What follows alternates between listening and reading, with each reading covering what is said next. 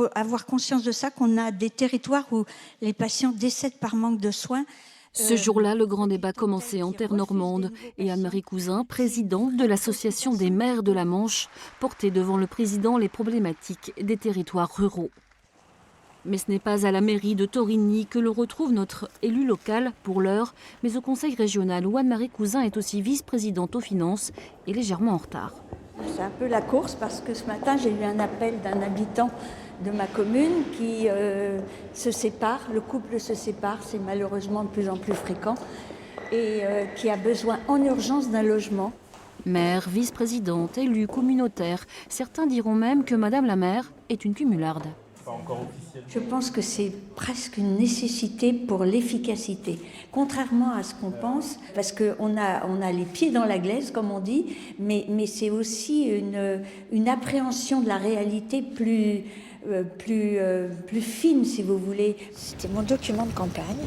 Anne-Marie Cousin est aussi une élue de conviction profondément centriste. En 2011, son maintien en second tour des sénatoriales provoque une triangulaire qui fait rater son entrée au Palais du Luxembourg. À la droite départementale, les flèches de Fiel fusent.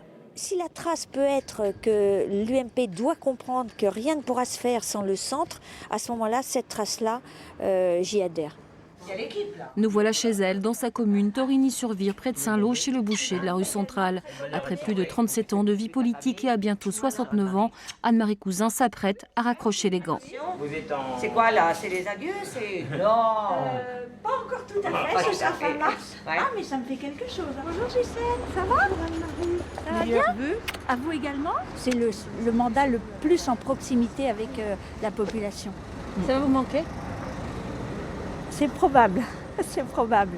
Oui, parce que c'est quand même une vie très spéciale d'être au service des autres comme ça dans une commune. On est vraiment... alors on est souvent très sollicité, mais moi j'ai adoré exercer cette fonction élective. Ce jour-là, à la caserne, Madame la maire honore le nouveau grade d'un pompier, enfant du pays. J'avais qu'un espoir, c'est que cette promotion arrive avant la fin du mandat municipal. Pour des raisons familiales, Anne-Marie Cousin rend son tablier, mais on sent toujours la passion de l'élu pour sa fonction. Je n'ai pas demandé à être maire, ça s'est fait par un concours de circonstances et puis le maire précédent est décédé et c'est moi à qui on a demandé de venir se présenter alors que j'étais la plus jeune des adjointes. Et donc j'ai réfléchi et j'ai arrêté d'enseigner. Moi je suis passée non pas du simple au double mais du double au simple en termes de rémunération, mais c'était un choix assumé et un choix de vie. Un engagement qu'elle a décliné au féminin, au point que ses travaux ont nourri l'Observatoire national sur la parité avant la promulgation de la loi.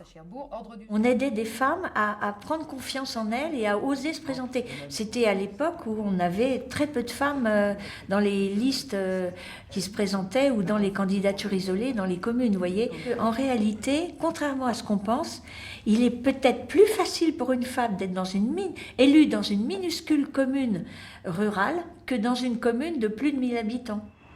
Anne-Marie Cousin aura été la première femme maire de sa commune de plus de 2000 habitants, désormais commune nouvelle, un parcours rare.